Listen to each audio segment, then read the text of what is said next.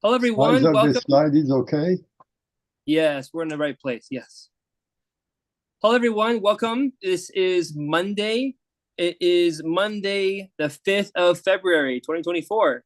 We're so happy to have all of you here with us as we are to continue our session on a roadmap for a moral society. This is Justice and Forgiveness Continued, episode 59. We are very grateful again to the community for putting this venue available for us, and obviously Mr. Gilbert Hakim for putting his PowerPoint together. And Jeremiah, as you see, the PowerPoint has a nice design. We got the quotes here. The quotes we're going to go over will relate to justice and forgiveness. And the reason we're here discussing this, it's how can we build a roadmap for a moral society?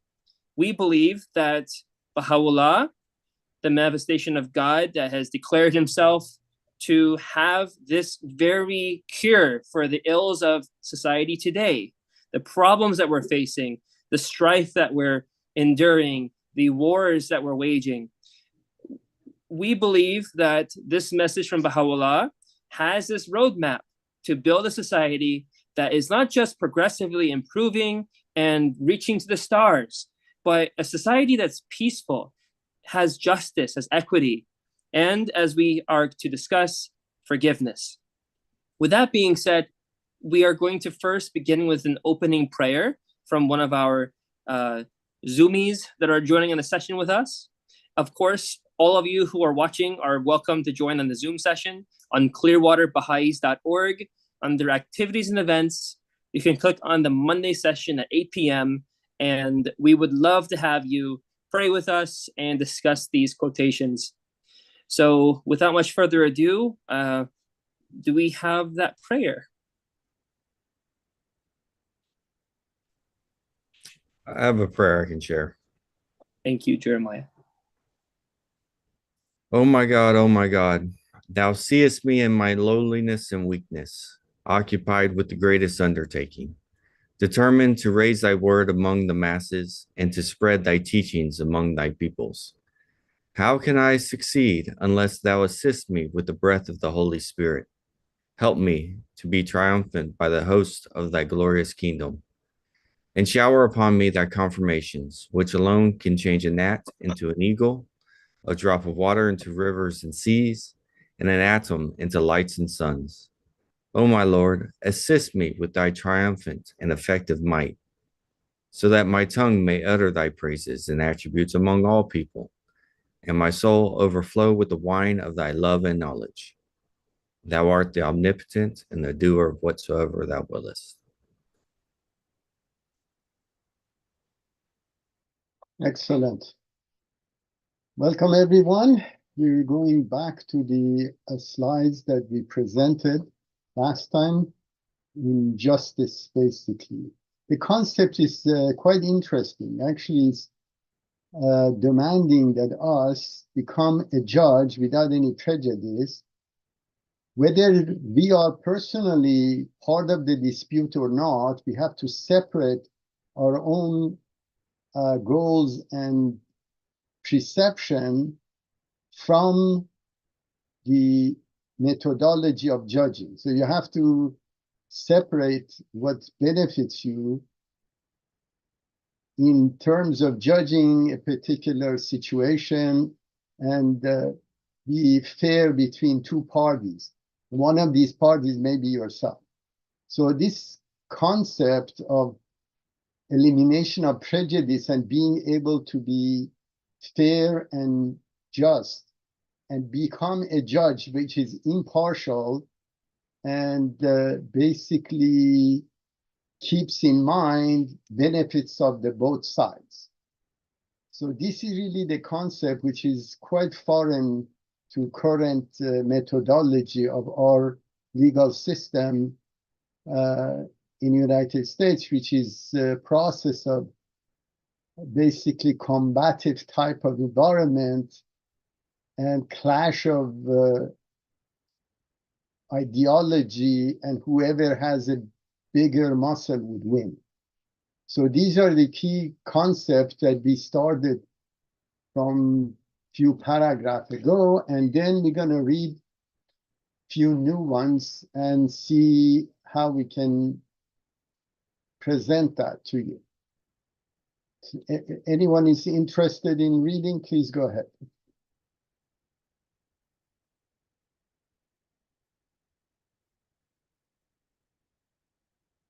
Be fair to yourselves and to others, that the evidences of justice may be revealed through your deeds among our faithful servants. I don't know how to pronounce that. Do you want to read both of them or just one of them? Just first one is fine.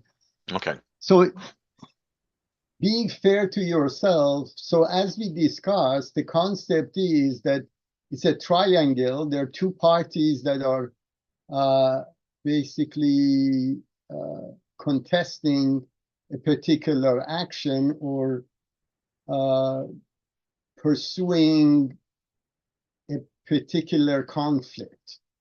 Now, one of these two parties may be yourself. So here it says that to be just means that you become the judge and be fair to yourself and other people and judge the process and render a decision which is not harmful to anyone. So it's application of justice without any prejudice or pre-notion of what events had occurred. So this is not a clash of two separate ideas that each one trying to exaggerate or fool the other party, trying to get the decision that benefits themselves alone. So this here is, ironically, it says this method of operation for individual allows you to create the trust in the community related to edicts or suggestions that you make to resolve a particular conflict. So this issue regarding being fair to yourself is how you be judged by other people related to how open and just and fair you are regarding your practice on a daily basis. Evidence of justice may be revealed through your deeds. So you not only you have to profess the process and admit to it, you have to exercise it too. It's not that you basically are environmentalist and you promote protection of the environment, but you basically pollute yourself. So these are the key elements in terms of matching your words with your deeds. And that's really how you create trust within the community and people that you deal with. And this is really crux of this paragraph. Okay, any comments on this? If not, we're going to go to the next one. So we're talking about walking the talk, right? Correct. Executing the edict that you give. That's the main part. It's not just so not to be hypocrite. correct. Okay. So truthfulness is just truthfulness, piety.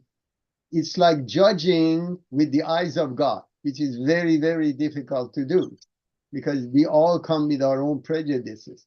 But here it's asking us to be separate ourselves from the portion that is allotted to you as a judge to render justice. Yes, you have a question? Karan? Yeah, well, actually a comment. Okay, so in other words, we're talking about personal behavior, where it's not necessarily in any type of official capacity as far as being a member of an LSA or anything. We're just talking about, yeah. Okay, so in other words, we're talking about raising our level of consciousness to the degree that we're totally impartial as far as our observations, and I guess using the scientific method that we, are an unbiased observer. Correct. Notwithstanding that, we do have our own prejudices, we all have our own biases, but I guess trying to raise the level of the conversation to the degree that we can not only see both sides of the story, but try to see things from all angles as far as, seeing, it's like, looking at a piece of furniture, you got one perspective, then you have a different perspective. From my engineering background, it's just like, when you do a mechanical drawing, you have the top view, the bottom view, left and right, and then you have the X, Y, and Z axes and all that kind of stuff. Sure. But remember, in a secular society, you have book of laws that the judge reads that and execute the law. Now, in this condition is a spiritual law, and the book of laws are the Holy Spirit itself. So whatever decision or judgment you make has to be aligned by the Holy Spirit, not what you like or what you believe to be true. So you have to exercise the law, which is given to us through the writings of the latest manifestation. So alignment is to the Holy Spirit, not what you prefer or you have ability to exercise. People say that this is my right and I have the power to achieve it. Why should I not exercise my will? Here is asking you opposite of that. You should put your will aside and take the book of laws and exercise that. Whether you benefit from it or not is not relevant.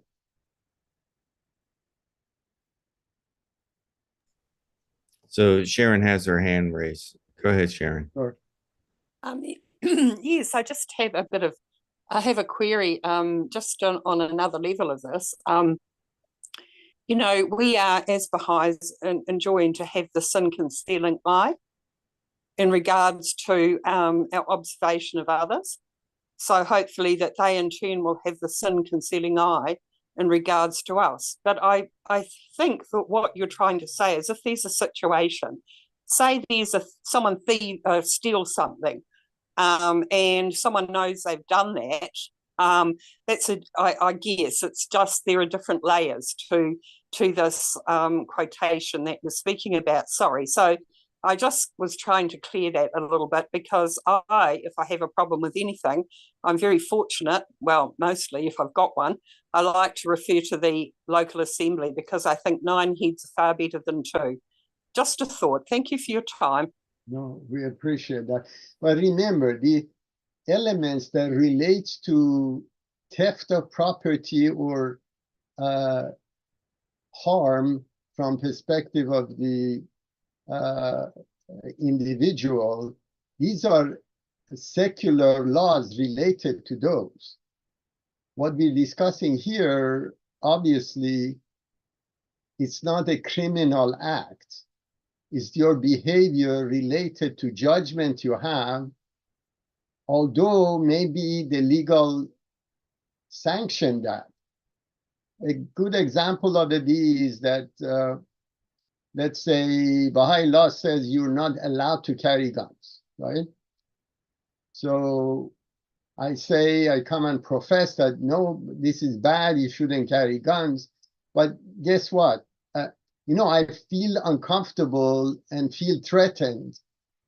So therefore, I allow myself to carry gun, although there is a sort of a loophole that in case that you're in danger, you can carry gun. So reality is that I created a perception of reality for myself to violate the law.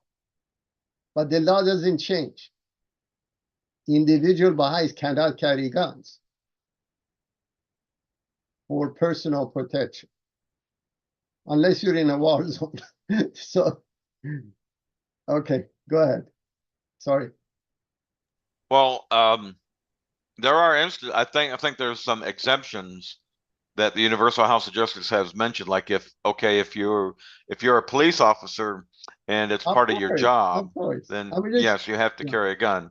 Or if you are, let's say that you own a business and you cash checks and you carry a large amount of money, I guess you have to carry a gun, for self-protection, I guess. I mean, that's Sure, of course. from my, No, I'm okay. just trying to generalize, because if you pick an exception to the rules and apply it all the time, then there won't be any justice. Because, someone was basically gunned down in Washington, D.C., and I'm sitting in Clearwater and say, look, I need a gun because somebody may come after me. So these are the key elements where this may not be a very good example, but these are the reality that here the parties are yourself and God and the Holy Spirit. So this is the whole point regarding your self-interest has to be set aside, and compliance to the Holy Spirit that generates the justice that we're all demanding.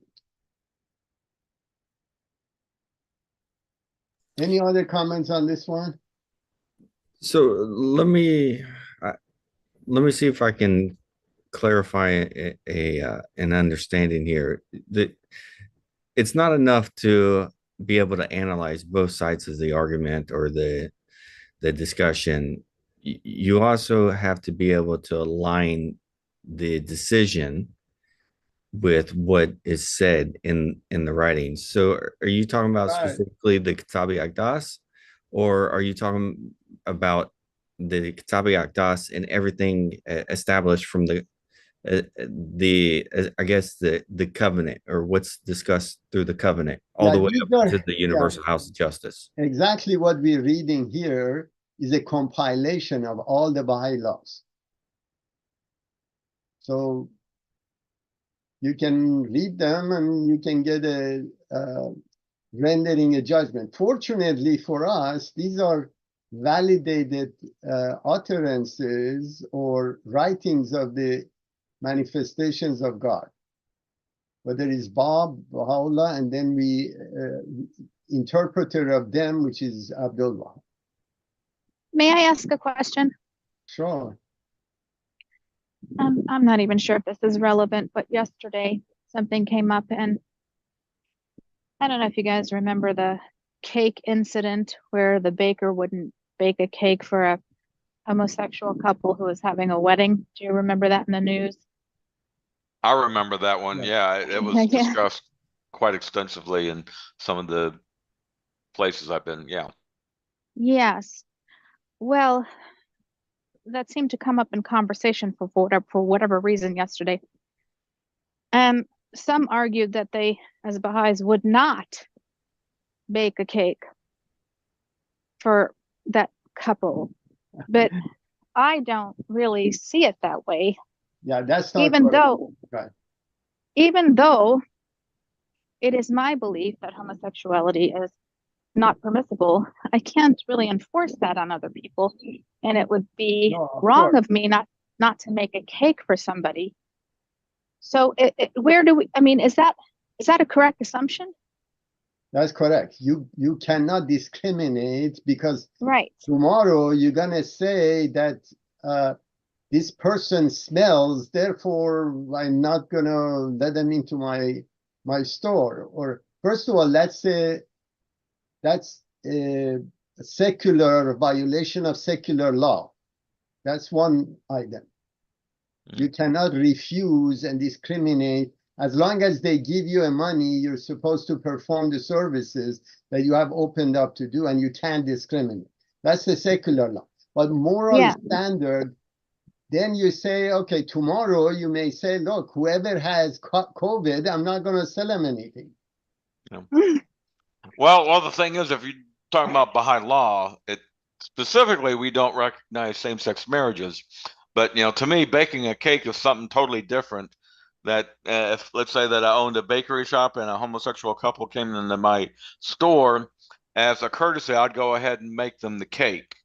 Yeah. As, you know, to me, I mean, it's just like, I wouldn't refuse that. I mean, it's just like, as Well, I Baha'is, wouldn't either. Yeah. yeah, Look, I wouldn't about- refuse making the cake. I'd just go ahead and make the cake and say, you know, have a beautiful day. You know, to me, the cake is irrelevant, but I'd go ahead and perform my duty as a baker. How about the guy comes in and says, I'm an atheist? Would you bake a cake for him?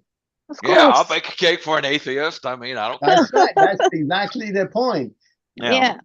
That's right. So, or someone may have a Alzheimer, and this is another disease. Yeah. Or you say, The, okay. the I only don't thing like that I it. wouldn't bake a swastika cake for a neo-Nazi. I'd just say, no, I ain't gonna do that. Yeah. I mean, that would be my red line. No, of course. No, but the whole point of it is that we have to separate the individual from the mental or physical disabilities or the deviations that they have. Now you don't need to basically engage in terms of, but they're basically man of God as well. So they're creation of God with some deficiencies, and we're not the judge of it. Obviously, you cannot accept it in your community because it has possibility of contamination. But this has nothing to do with even loving the person. And by the way, we see in our business many of them, and they're nicest people there is. The cleanest people, the nicest people that you can find, because they've been discriminated against. Yeah. All their lives.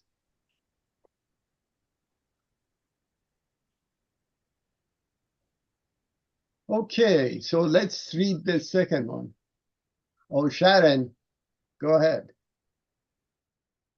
Oh yes. I just wanted to reiterate this: be fair to yourselves and to others, and you've pretty much covered it, because, you know, basically we're asked to treat people how we ourselves would like to be treated, because that is just, you know. And so I'm not talking secular law here. I'm just talking from a human perspective.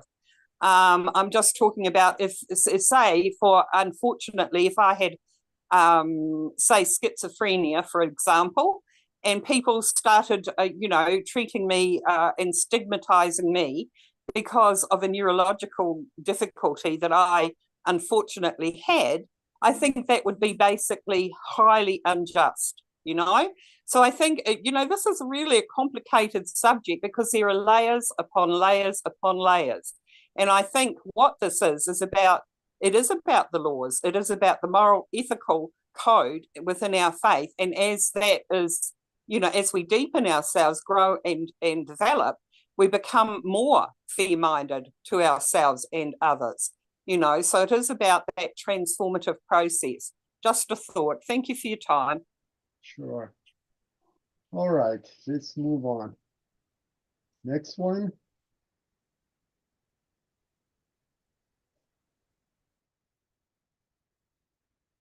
No volunteers? Would you like to continue, Terry?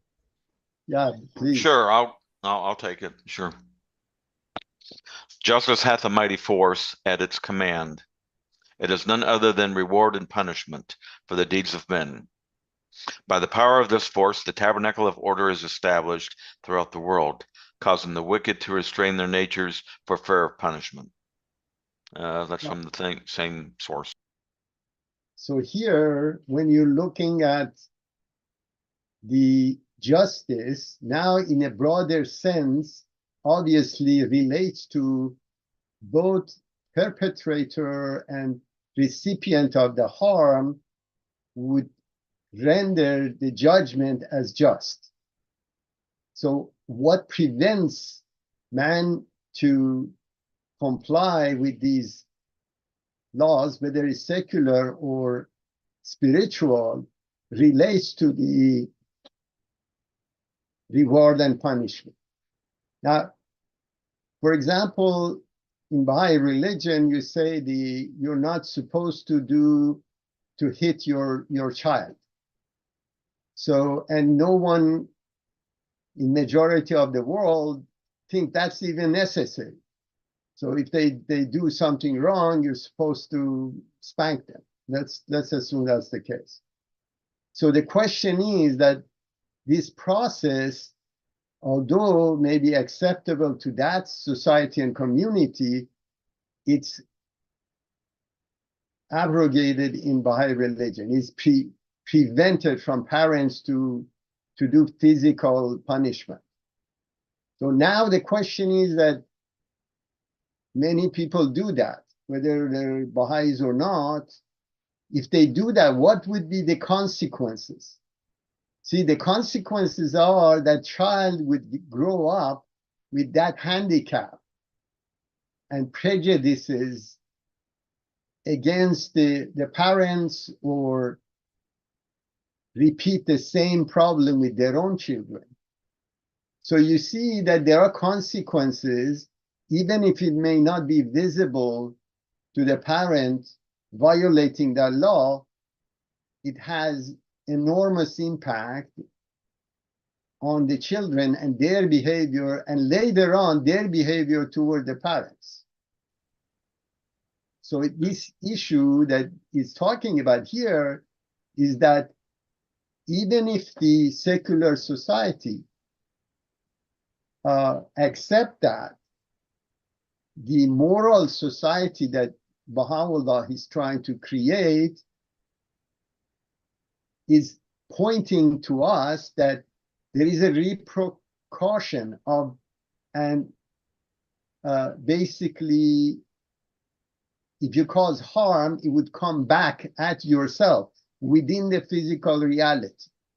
So this punishment and reward are within, not only in the secular society, but it applicable to the moral society as well as the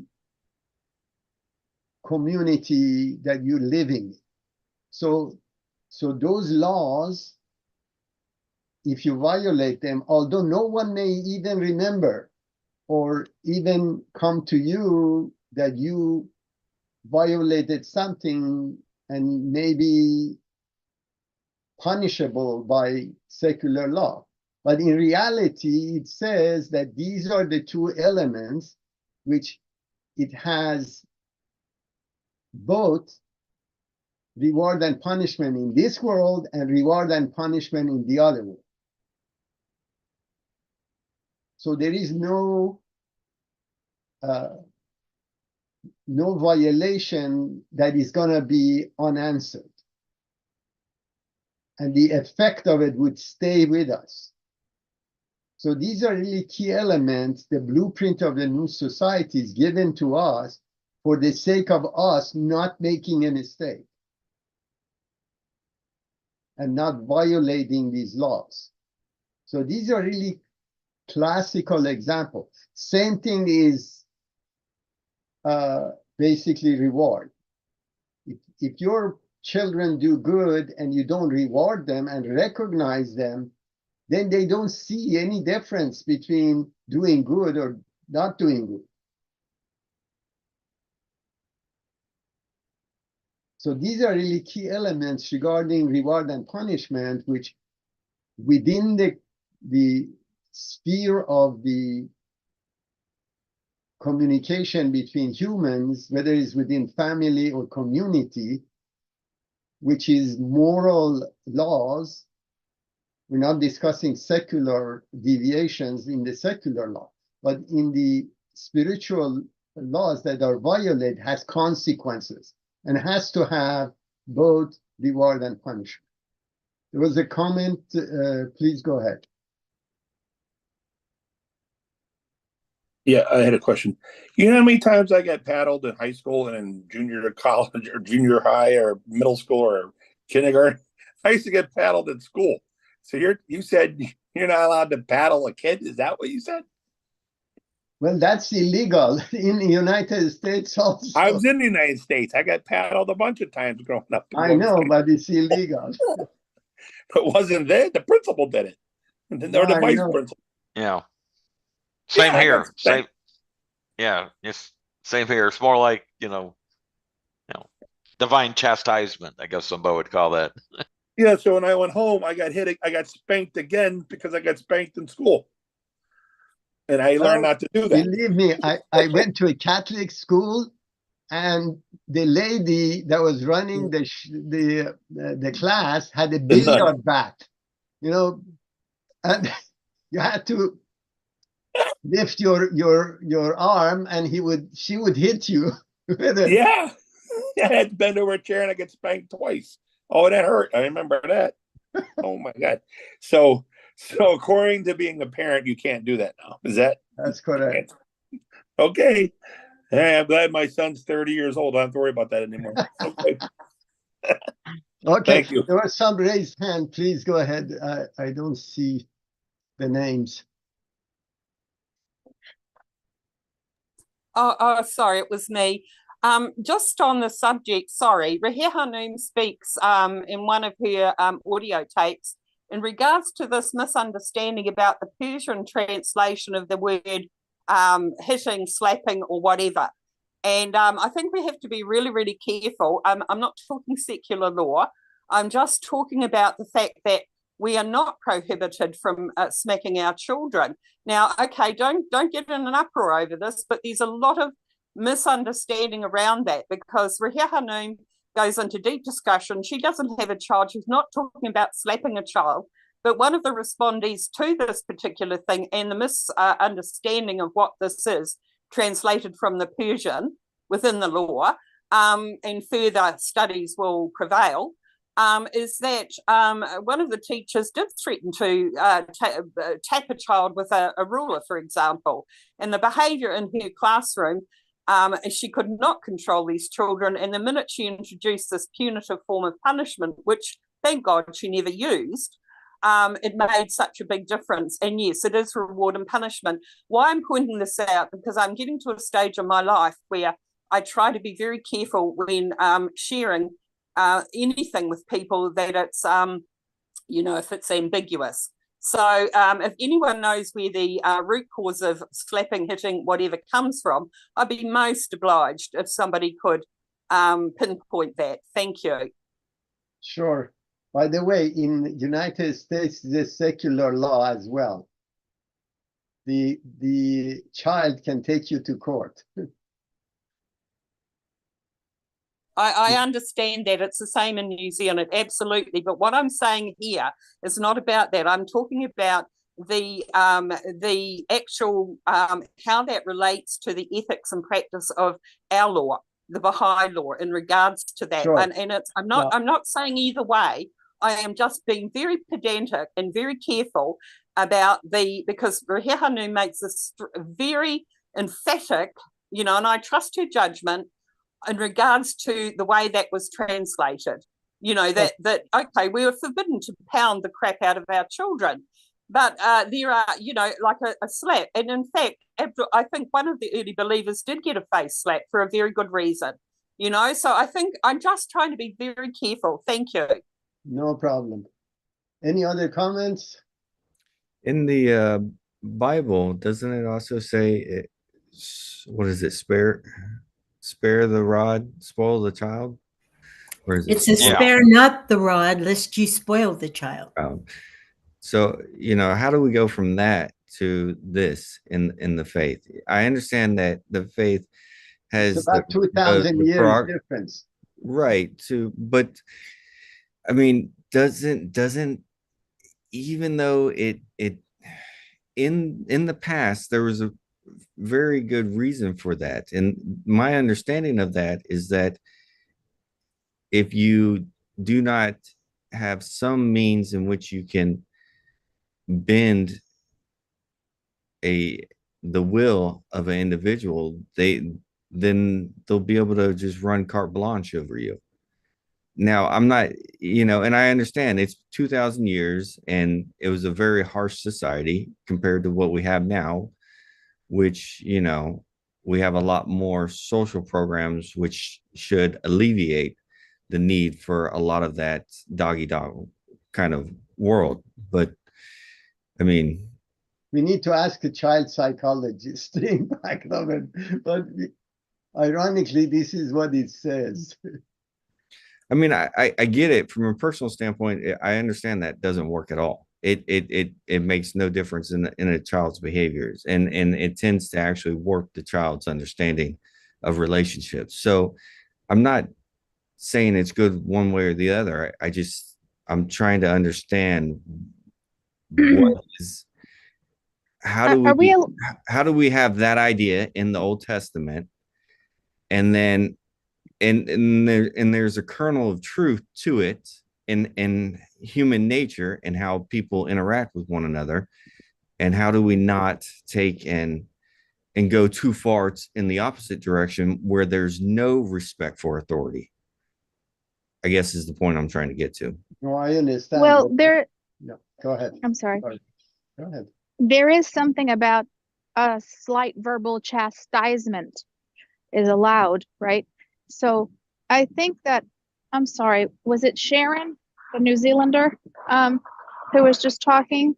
Is that your name? I'm sorry, I'm outside walking, so I can't see who's talking. Oh yeah, no, it is Sharon, and it is a real subject for me, because when it was interpreted into the Actus, why I'm saying this is not to cause confusion, but I think that we've become so extreme that we're becoming very literal about these things, and we're not. Never can we condone beating a child, but we've gone right in the other direction. And my query is, and I'm not at the World Centre doing the interpretations, there was the Persian for the forbiddance of this, it's the word itself was misinterpreted.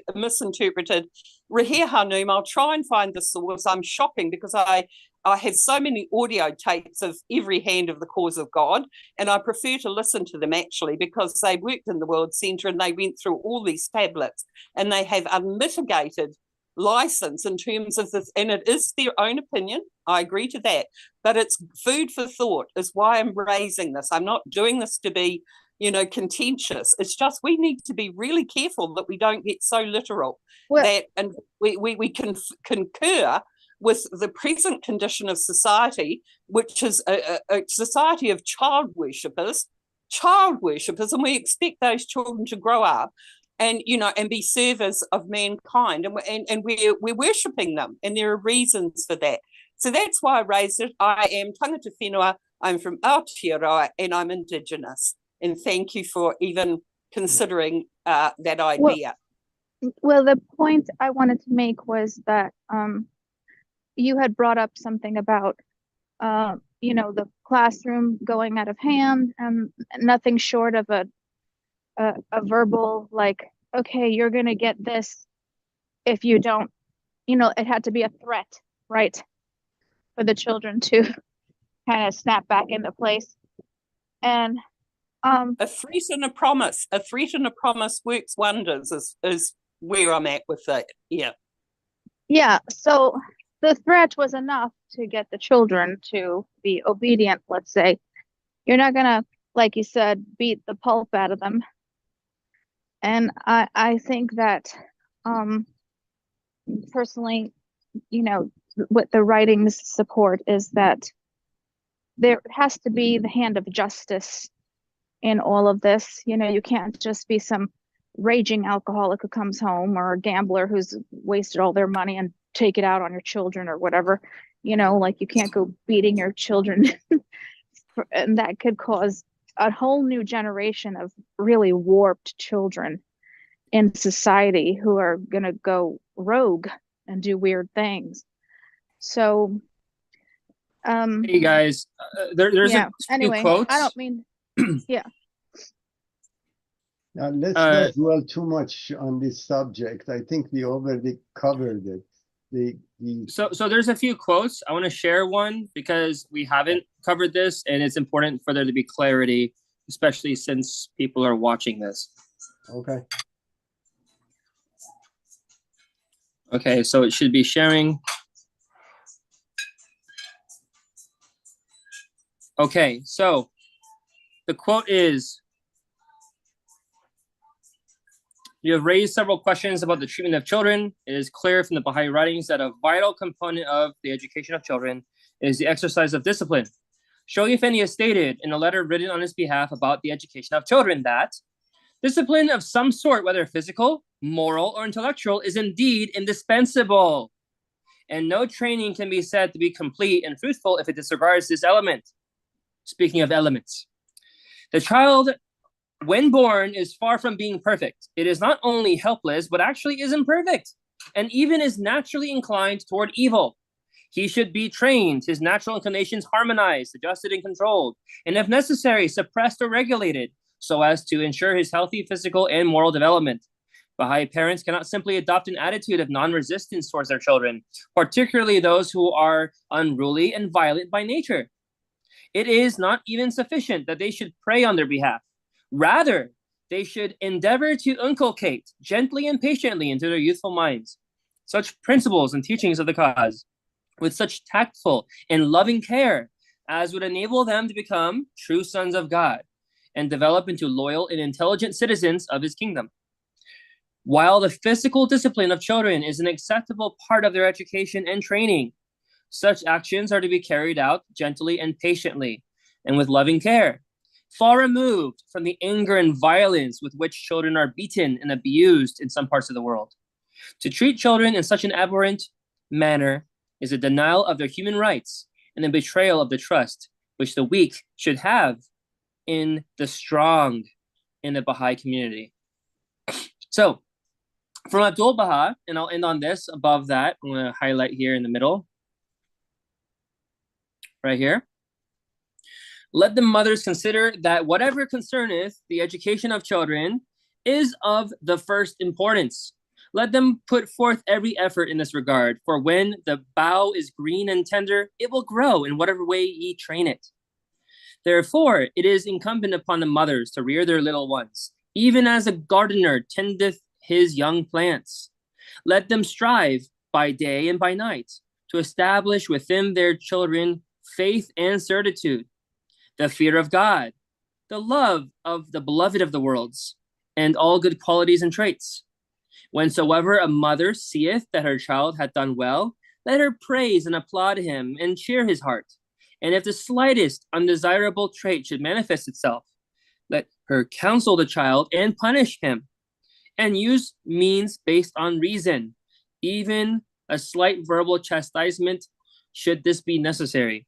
It is not, however, permissible to strike a child or vilify him, for the child's character will be totally perverted if he be subjected to blows or physical abuse.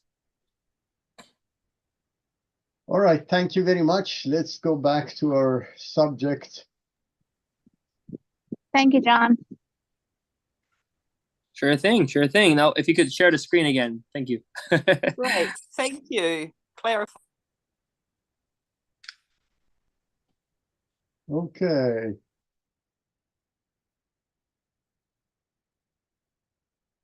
Next, let's see. All right.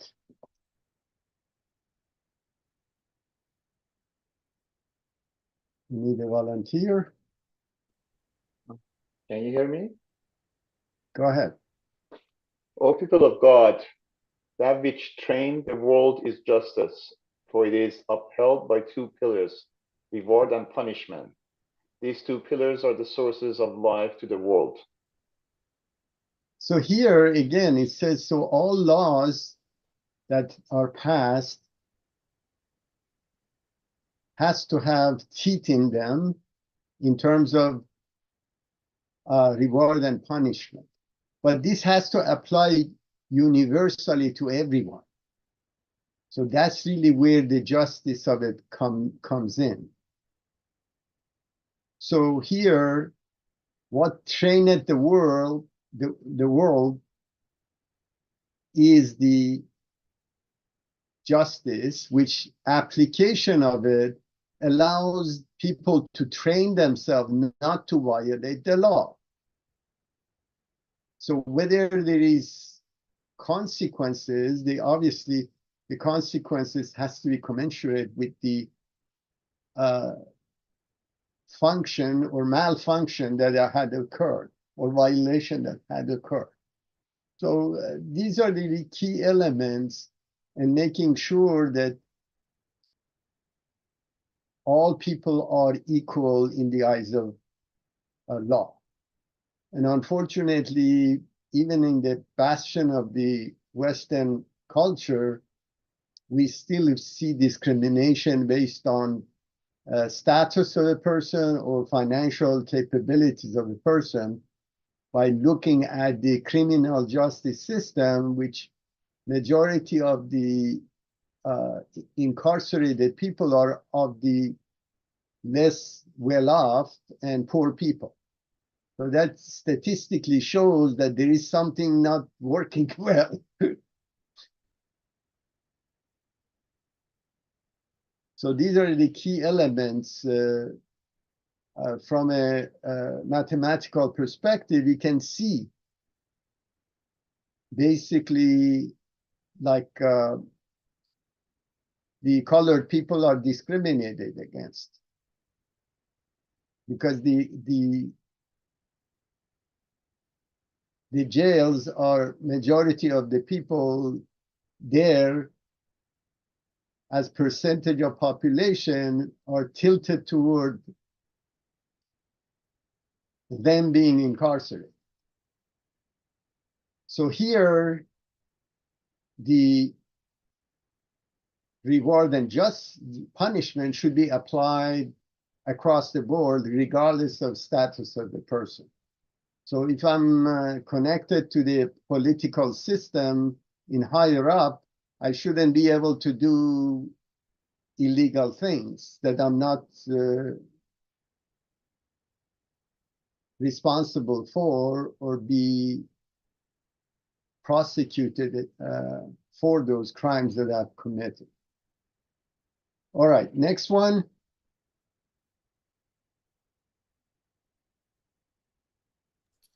The word of God, which the supreme pen hath recorded on the 6th leaf of the most exalted paradise, is the following: the light of men is justice. Quench it not with the contrary winds of oppression and tyranny. The purpose of justice is the appearance of unity among men. Right. So here again, obviously we're trying to unite the humanity. Now, obviously the history is written by the conquerors, not by the oppressed people. So the question here is that getting to that paradise that was promised by Jesus, that will happen on earth as it is in heaven, relates to ability to bring this justice to all mankind. So here, quench it not with the contrary winds of oppression and tyranny. So if you have a bigger stick in your hand and you can scare other people, you can get what you want. Now, and we have, I'm sure, when you follow the politics, you see the mistakes that were made by using that narrative in terms of the power to reinforce your ideology in the world has backfired. And now we see from mid 20th century up to now, the mistakes that were made is causing trouble all around the world. So these really key elements of revelation that could have prevented us from this notion of continuous perpetual war that we're in, whether it's a religious origin or nationalistic, is correlate to direct violation of these Holy Spirits. That wasn't followed because of maybe material gain or political gain by installing for example, dictators or funding this group or that group to influence an outcome that would be beneficial to us without looking at the whole picture of creating a united world, unity of mankind. And now we're paying for that because of the mistakes that were made in the past. So here, again, remember, these laws, most of them came in late 19th century. So you can correlate the violation of those laws to the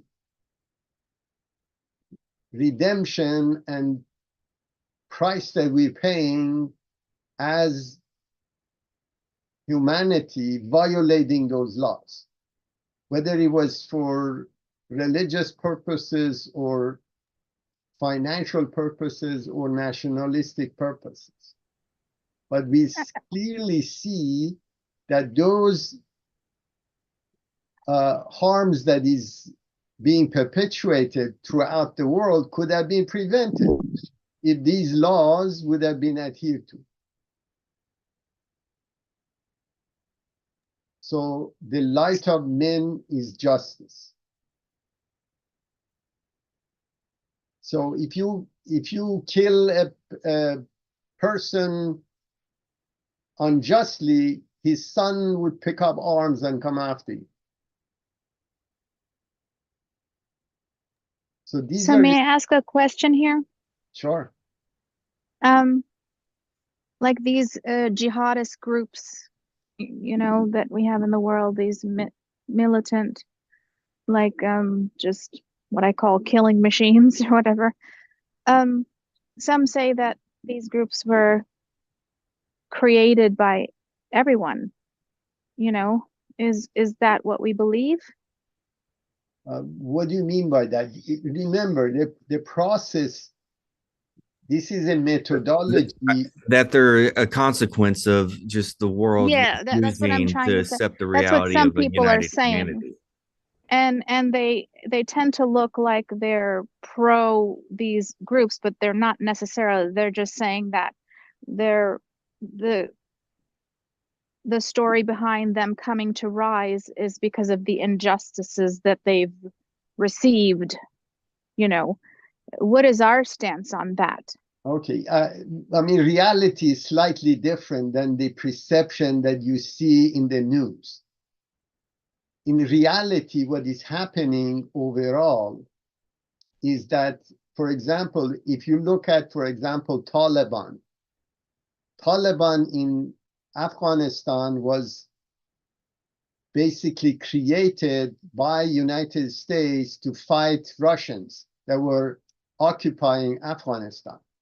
In the same way, Saudi Arabia financed Taliban's, the Neanderthals that today are governors of Afghanistan. There were study schools in the caves in the Pakistani territory with the financial backings and funding of the Saudi Arabia that created those groups. So they propagated the version of Islam that was basically concocted to follow the extremist view of Islam itself. So it's artificially produced by politics and financing just to dislodge basically Russians. Now, move forward 20 years and billions of dollars that we try to infuse democracy into Afghanistan, we had to give it up. Trillions of dollars were spent there trying to bring democracy, but in reality is the ideology that was infused to get them to a point to eject Russians was that jihadi discipline. We financed it. We gave them guns. Saudi Arabia trained them in those schools. Now we're saying, where did these guys come from? It was creation of politics, man-made politics. Would you say that's true of all these groups? Almost all of them are the same way. Including the Hamas or whatever we're dealing with now? That's correct. Look, let's go one step further. You have ISIS, for example. The creation of ISIS was basically, originally was funded by Saudi Arabia because of the influence of Iran into Iraq. Because 60%, and there are at least 5 or 6 different branches of jihadis in Iraq that are funded by Iran, by the Shiites. So what ended up happening is that an uprising of Sunni funded by the other groups trying to combat this. But that thing got out of hand, basically. So originally was started in Saudi Arabia with Osama bin Laden, that was part of the Taliban and Al-Qaeda that was created, and then they morphed into ISIS, which was another branch of it. But when you look at the source doesn't change. The money was there, guns were given to them to combat the other group. So they created ISIS to combat Shiites, which are Sunni, and they taught Shiites are infidels and they're out of religion.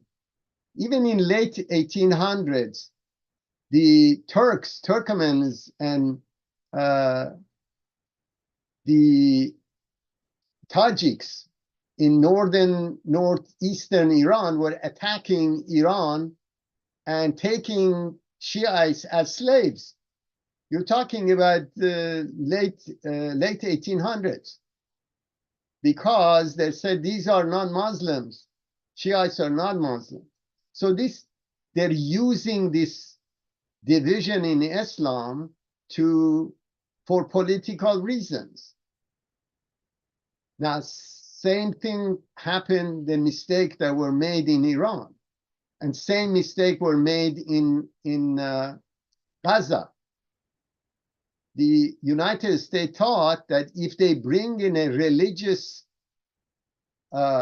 group into power in Iran, then the religion would prevent them from causing harm.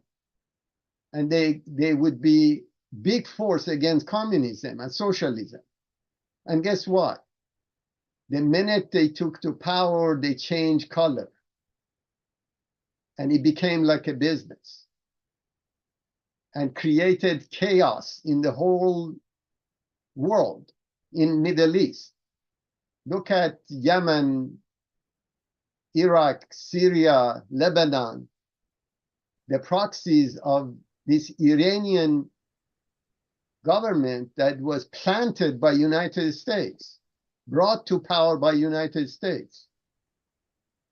So you see, now same thing was in Gaza. Israelis thought, because $500 million a year was funneled from Qatar through Israel given to Hamas. They thought that these are Islamic doctrine, and they gave them money to combat basically Palestinian Liberation Organization, which was a secular nationalistic government. So the same mistake was made there, same philosophy of United States with Iran. They thought that these guys are quote unquote religious and they do not follow doctrines of destruction. So they made a political mistake. They funded Hamas. Obviously, money came from Qatar, but it was deposited into Israeli bank And Israel gave that money to Hamas. And they were under this impression because they hold the purse, these guys would never misbehave. Now, if you look at the Hamas and the schools at United States in Hamas, in basically Gaza, are conducting, they're teaching their children that the same jihadi principle that existed in Afghanistan. Same scenario is repeating itself. So how do we break this model apart? How do You we do not allow them to educate people in that jihadi doctrine. The How does one do that, though? terminated. Remember, the Islamic doctrine is terminated. Muhammad himself said, if you apply my laws and teach, in the Quran it says that the tribes of Jewish tribes at the time were synonymous to pigs. If you today, you go and teach that to a person that is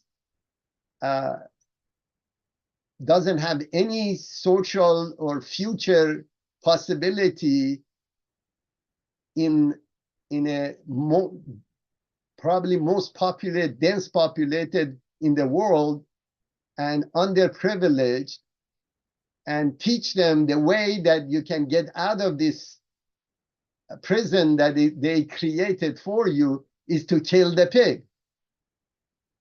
So guess what happens? Hamas gets more and more powerful. So if United Nations that is funneling close to $1 billion a year, United Nations alone with different governments, we spend 325 million, ourselves. Germany does the same, Italy does, and so on. The problem is these things are, the money is given to them, but it's not requesting not to teach those kids the jihadi doctrine. But they think if they throw money at it, the problem will go away. It doesn't. I appreciate you breaking that down. Sure. It's just hard to have any kind of conversation around this without it getting political. And I appreciate that you're remember. Yeah. You see, this has nothing to do with the nationalistic environment. People that have access to that money, most of the money has been basically taken out by probably few heads of those groups, and the rest of the population are living in poverty. Same thing in Iran. You have one of the richest countries from natural resources in the world. 70% of the population is at poverty or below poverty. How could this happen? This is today we're talking about. Is the doctrine. What it does, it made Shia Islam implode. Completely is destroyed. Same thing is happening in the Sunni Islam. And these atrocities that are occurring is the demise of Islam. The only person, the only entity that is getting harmed by these actions, whether it's Iraqis, jihadists, or Afghani jihadists, or Palestinian jihadists, is the destruction of Islam. That's the process that is occurring. And this is a dilemma for Muslims. They're saying if Muslim religion is a religion of peace, why are we killing everybody? So this is a dilemma for Muslims to reconcile. And the reason is very simple. Is Muhammad himself said, if you apply the Sharia law after the Qa'im or 12th Imam or return of Aegis had come, it would cause harm. and it does. So they should read their own book. The problem is they don't read it. But this is really the point. Don't get involved in the politics of which side is victim and which side is oppressor. They're both violating the Baha'i laws, the latest manifestation. That's why they're suffering. 85 million people in Iran are suffering because they rejected message of Baha'u'llah.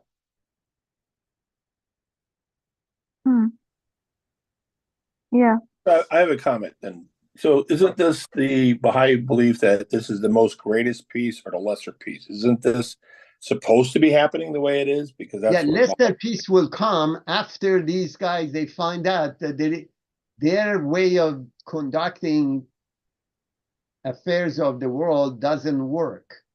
So this is going to happen. There'll be more killing. The thing will collapse. Maybe 50 years from now or whatever, they're all going to pass away. There'll be no religion at all. And then all of a sudden, then they'll find a Baha'i faith. That's exactly the point. That's exactly what is happening. So it's either going to be 100 years or 20 years. The most greatest is the longest. That's God's time, not ours. Okay. But remember, this is the whole point. The first thing that needs to happen is when humanity comes to their senses that the antiquated religions are the cause of the problem, and they put it aside. And we see right now, they did a study in Iran, the census, over 70% of people in the census said they have no religion. This is a supposedly 97% Shiites community. An atomic bomb couldn't have even converted these people when they're cutting their own throat, these clergy people and ecclesiastical structure. So that's really reality, but they're both victims. Even the government that the perpetrator and the victim, they're both violating the Baha'i laws. Terence, you had a question, I guess, comment. Yeah, I mean, there is this assumption that the lesser peace happened after World War II. And I'm looking at the evidence is that I don't think we even achieved the lesser peace because we ended up with Vietnam, we had the Gulf War, we had all these other wars. Yeah. And then we had all these other skirmishes that the United States had its fingers in, across the world. And I say that the lesser peace might happen after the Third World War, which might happen between now and 2030. But like I said, that's just my opinion. No, I don't think we're going to have another world war. And I hope not, because if we do, it's going to be nuclear. And don't forget what China said. He got out and told all the CCP. He said that by 2027 he's going to invade Taiwan, and whoever is going to fight will fight and die by their sword and burn in hell. Remember his speech that he said. So they're looking as an excuse to start something because they want to take Taiwan. So I don't know, but less grace or peace might be not ahead, like you said. After that might come. He's probably right, 2030. Remember, these are only for local consumption of their own people. If you look at these politicians in Iran, the same thing is occurring. Whatever they pronounce has to do with local consumption and nothing to do with reality. To tell you the truth, right now, China is the most leveraged country. They have 300% borrowed 300% of their GDP. We're at, I think, 1.2 or 1.3%. I mean, 100, I'm sorry. I'm sorry, I missed that. Could you repeat that, please? China is what? Have borrowed 300% of their GDP. Oh, I see. So they're What about the U.S. deficit? There's a lot of people say that the U.S. deficit is going of to course cause we're getting there. the U.S. dollar from, it might That's right. cause hyperinflation here in the U.S. So when you're looking at economic integration, where Baha'u'llah promised and prophesied integration of the economy of the world, that by itself prevents wars, because the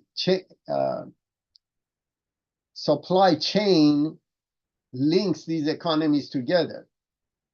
When you're looking at, for example, the economy of United States, 70% of it is consumer, 30% is government. In the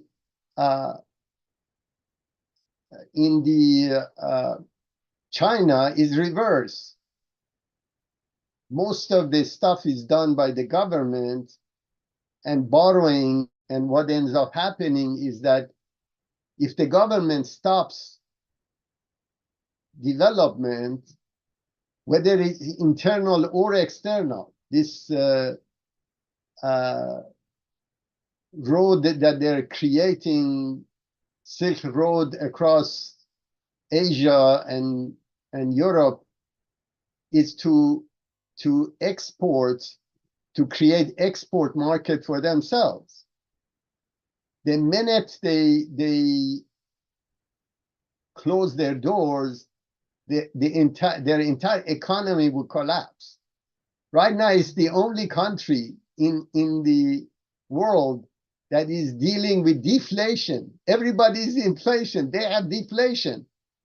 They have people, their unemployment is skyrocketing.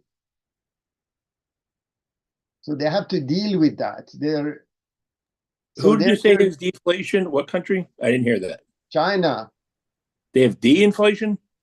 Yes. Okay. Well, in 2020, the United States had deflation because everything shut down in 2020. I mean, you saw the price of gasoline go all the way down from like $4 a gallon to about $1.50. Right. I mean, you saw the price of crude oil. I mean, I remember having to wait in line just to go into a Walmart to get some food. And this was back around April in 2020. And I remember seeing pictures of the Dan Ryan Expressway in Chicago, and there was no traffic. I have never seen that in my lifetime. That's because of the COVID deal, right? Everybody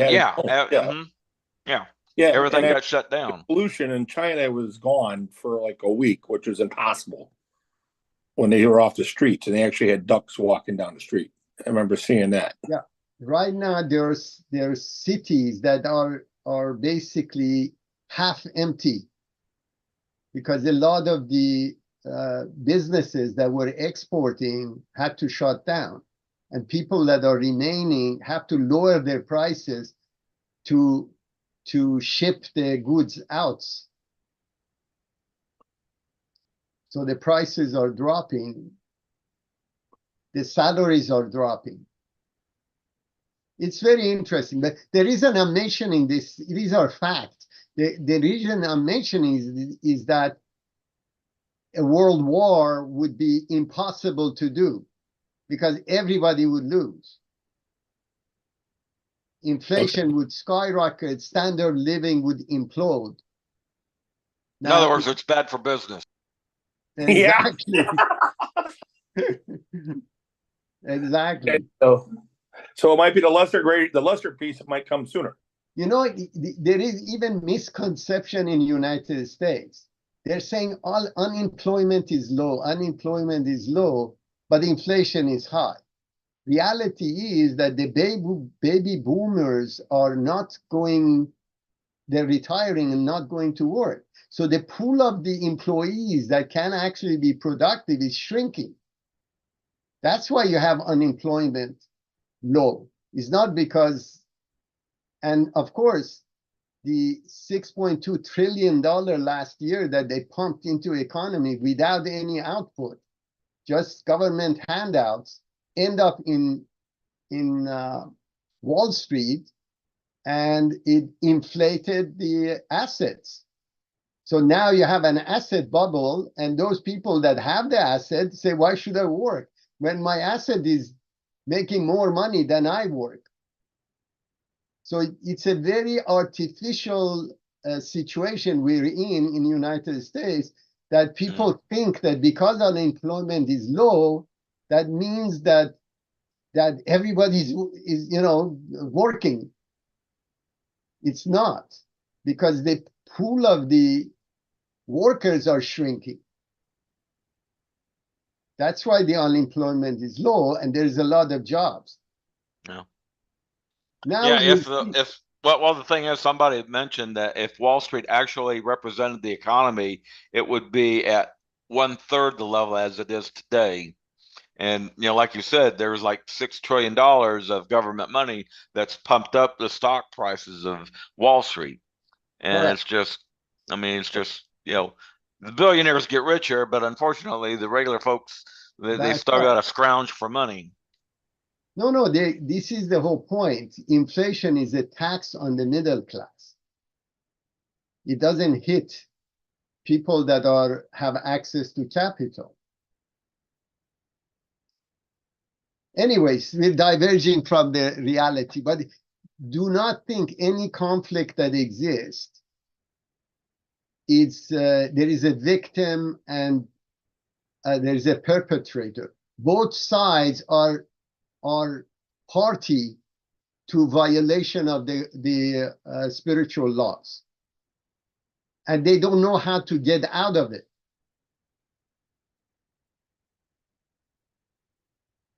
So the first thing that you see is most of these skirmishes are around the religion itself, especially in the Middle East.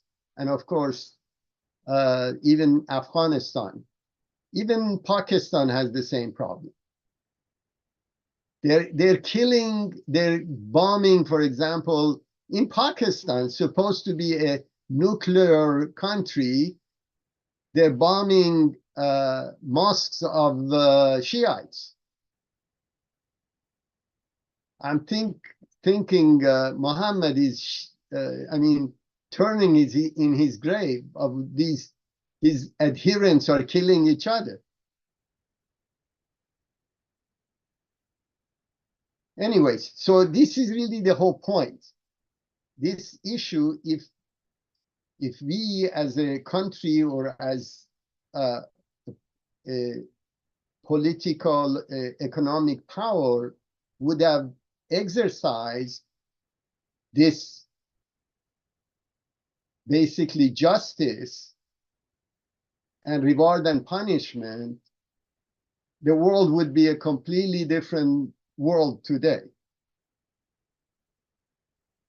So don't get yourself involved in politics thinking that these folks are basically their rights are violated and they're in despair is because of rejecting Baha'i doctrine. That's why they're suffering. Now, if you keep the same formula that got them there, which is those readings of interpretation of Quran that causes them to come to that point, if you don't extinguish the source, you will repeat the process. So the blood of the, I'm sorry, the blood of the children is on the hands of who? Their parents. Mhm. Those people that is conducting those classes there, instead of teaching there is no infidel, there is no haram or halal, there is no humans that are pigs and you're supposed to slaughter them. There are several laws actually in Quran that were referring to tribes of Jews that revolted against Islam to be exterminated.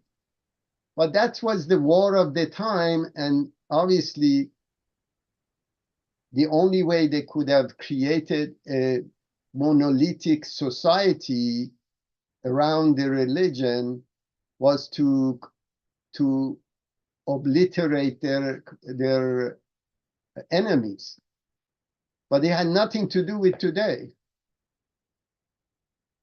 So if you repeat the same process, you should expect the same outcome. And that's really what's happening now. And many, it's not only us. Remember, there are close to 1.67 billion Muslims. They're all suffering from this. And they're questioning it. It's look, if Sharia law is the law of permanent law of the land, why is it causing so much harm? And that's really the downfall or implosion of the religious doctrine, in which we now see, and we saw it for Shiites in Iran with their behavior of last 40 some odd years, and now it's happening in the Sunni Islam as well, because people are saying, why is this happening? They're questioning their own belief. And that's the only way they can move away from it. All right, let's read on. Do we have time? I guess we have time for one more. Yeah, we have time for one more quote. But here, let's look at this 10. It says, Supreme Pen hath recorded on the 6th leaf of the most exalted paradise is the following. The light of men is justice. So if you do not create a just environment, just society, is going to come back and hunt you. And we see this clearly today. We're paying for the sins of the past. Yeah, there's another biblical quote: the sins of the father are visited upon the children, or upon the son. And that's kind of the situation the Middle East has found themselves in. But again, it's something that was initially bankrolled by the West. So sure. All right, let's read the last one, maybe 11th. Was that a biblical quote, or was that a Quran quote? Is biblical. I don't. A biblical. Okay. Yeah. Okay, I'll read the number 11. By the righteousness of God, justice is a powerful force. It is, above all else, the conqueror of the citadels of the hearts and souls of men, and the revealer of the secrets of the world of being, and the standard bearer of love and bounty. Yeah, this is really important in terms of when the justice is rendered and people believe in the just reward and punishment, they would be satisfied with the outcome, whether it's perpetrator or victim. So you see that this justice is the tool that would extinguish the laws of hate, the laws of basically retribution or revenge. So here it says that is the conqueror of citadel of hearts and soul of the man. Even if you're being punished because of your behavior, internally you accept it because of your own fault. So you see that the delicacy of the application that prevents revenge and retribution, as long as it's just and justice has been rendered.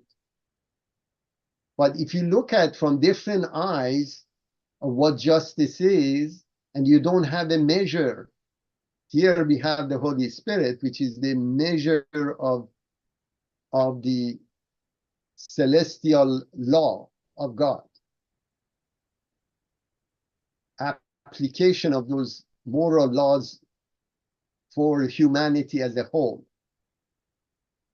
But if the two sides have different books, one says that this land belonged to my forefather, the other side says that you take me out of this land I was living in, you will never have any conclusion.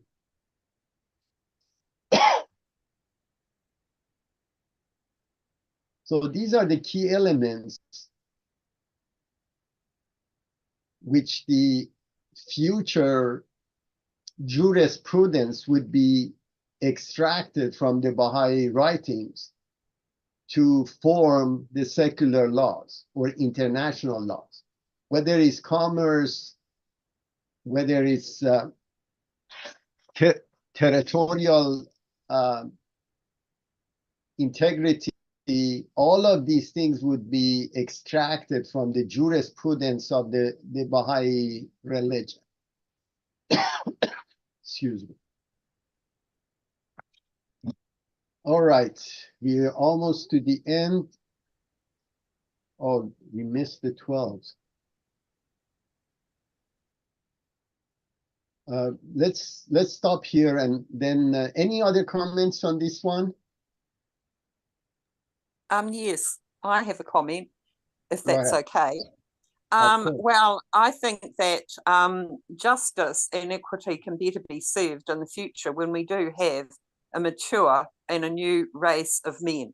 And I think that part of being able to accept and to be able to mete out justice is that in that mode, in that transformative maturity, we can accept when we do something wrong, both as an individual, a community, and society, and accept what the implications are based on reward and punishment.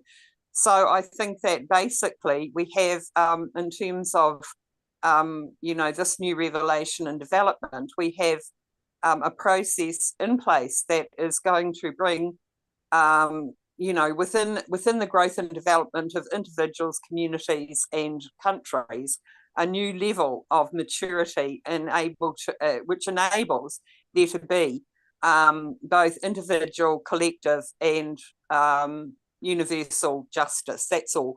You can't put old wine in you can't do that with where people are at the moment. So all of this disintegrative process is around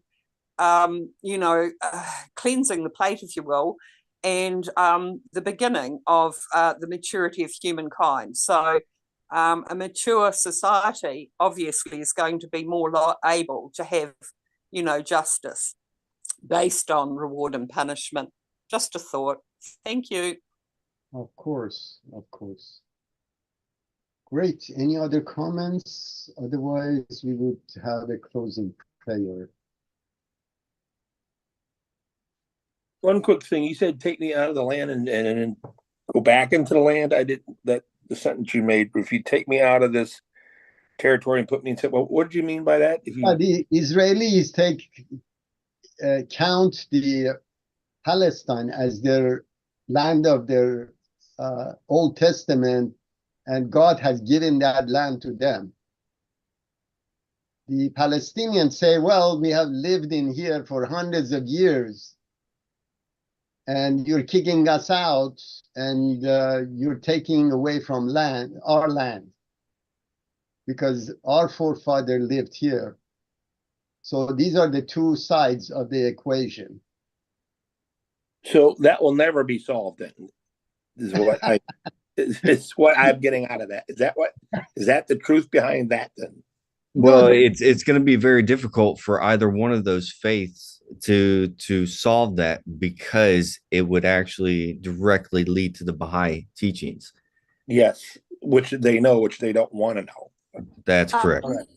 And because Haifa is there with our justices there. So when we're in Haifa, we weren't allowed to even talk about Baha'i faith. So they obviously know about it, right? Sorry. Abdu'l-Baha has actually written about the Palestinian colonization, and I will, if I can find it, I'll message it to someone.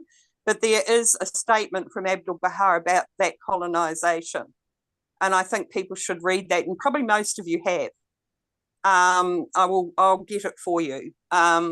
You know, because it might just open up the discussion more around what Abdu'l-Baha said about that. He was a damnant, okay? So I will find it for you. I'll try and get it to you somehow.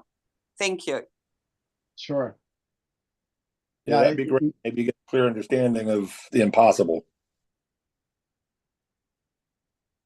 Well, I actually was very grateful to receive it because I was confused too.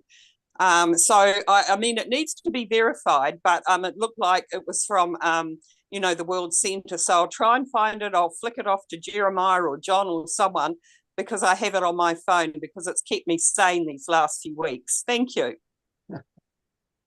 Excellent.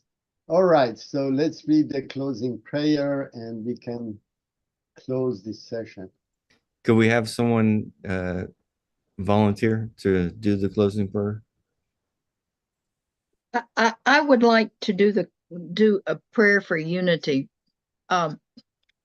because that's what will eventually solve the issue. When the Jewish people and the Palestinians recognize that we're all just one people, I'm gonna have to find it in the prayer book because I only know it in Spanish. Okay, I just found it. Oh my God, unite the hearts of thy servants and reveal to them thy great purpose. May they follow thy commandments and abide in thy law. Help them, O God, in their endeavor, and grant them strength to serve thee. O God, lead them not to themselves, but guide their steps by the light of thy knowledge, and cheer their hearts by thy love. Verily, thou art their helper and their Lord.